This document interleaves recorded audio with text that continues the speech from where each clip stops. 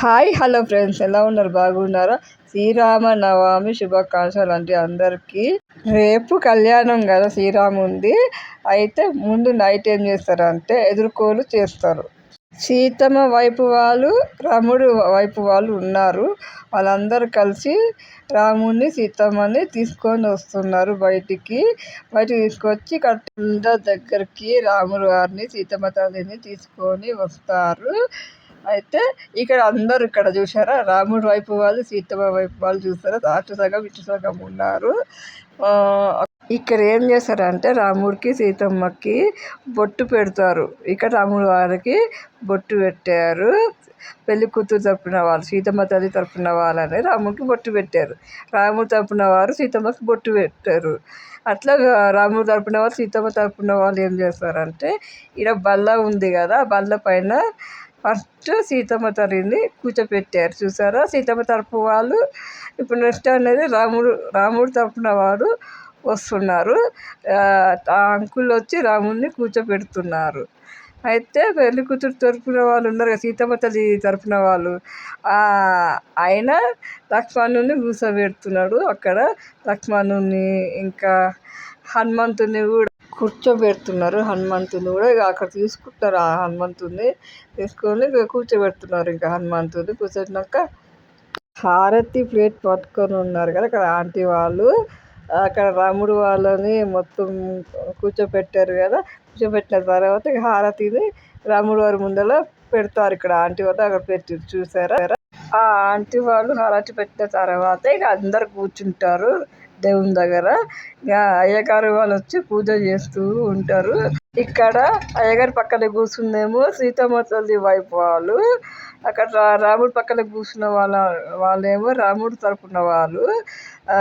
వాళ్ళు పూజ ఇక్కడ ఏంటంటే కంకణాలు కట్టుకుంటారు కదా, పంచేసుకొని ఉన్నారు కదా, కడుతున్నారు. అతనేమో సీతమ్మ తరపున వాళ్ళు. అంకుల్ అన్నది కట్టేశారు ఆల్రెడీ. ఈ అంకుల్కి కడుతున్నారు కదా, అయినా రాముడు తరపున వాళ్ళు అతనికి కంకణం కట్టారు. కట్టిన తర్వాత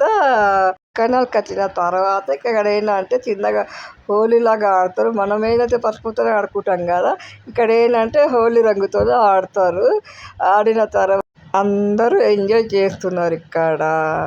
ఆ ప్రోగ్రాం అయిపోయిన తర్వాత కట్నాలు మాట్లాడుకున్న తర్వాత ఏంటంటే ఇక సీతమ్మ వారికి రాముడు వారికి హారతి ఇస్తున్నారు. సీతమ్మ తరపున వాళ్ళు, రాముడు తరపున వాళ్ళు హారతి ఇస్తున్నారు. హారతి ఇచ్చినాక అందరు దండం పెట్టుకుంటారు. ఇక్కడ హారతి ఇచ్చేటప్పుడు ఏంటంటే పాట పాడతారు. కాకపోతే ఏంటంటే వాళ్ళ వాయిస్ వినిపిద్దామంటే కాపీరైట్ పడతారు కదా అని నేను అది పెట్టలేదు డైరెక్ట్గాను. సారీ అండి.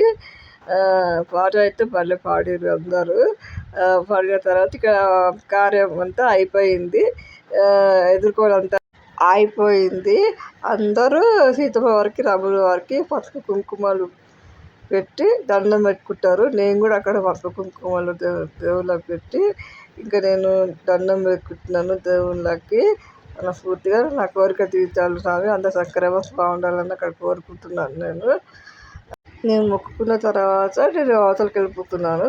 ఇక్కడ అందరూ మా శాంతారెడ్డి మేడము అందరూ కలిసి రాముని దగ్గర ఒక ఫోటో దిగుతున్నారు. ఇక్కడ దిగిన తర్వాత నేను మా మేడం కలిసి ఒక దగ్గర కూర్చొని ఇంకా ఎదుర్కోలు అయిపోయింది కదా మేడం, రేపు కళ్యాణంకి వెళ్దామా అని నేను అంటున్నాను మేడం తోటి.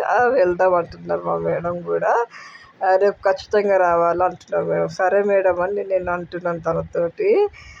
ఈ గుడి బాగుంటుందని చెప్తున్నాను. నా చెంపలకు మేడం చెంపలకు రంగు ఎట్లా పూస్తారు కదా ఇదాక. ఇంకా మేడం ఏమంటున్నారు అంటే ఇక ఇంటికి వెళ్దామని అంటున్నారు మేడము. వెళ్దాం మేడం అన్న. రేపు కళ్యాణంకి అయితే ఖచ్చితంగా రావాలని మా మేడం చెప్తున్నారు. సరే మేడం అని నేను చెప్తున్నాను. ఇంకా ఈ వీడియో మీకు నచ్చినట్లు అయితే లైక్ చేయండి, షేర్ చేయండి, సబ్స్క్రైబ్ చేయండి, పక్కన ఉన్న బెల్ ఐకాన్ నొత్తండి, ఆల్ అని నొత్తండి. ఓకేనా? నేను చేసే వీడియోస్ అన్నీ మీ దాకా వస్తూ ఉంటాయి friends. Please support my channel. Subscribe చేసుకోండి ఫ్రెండ్స్. ప్లీజ్.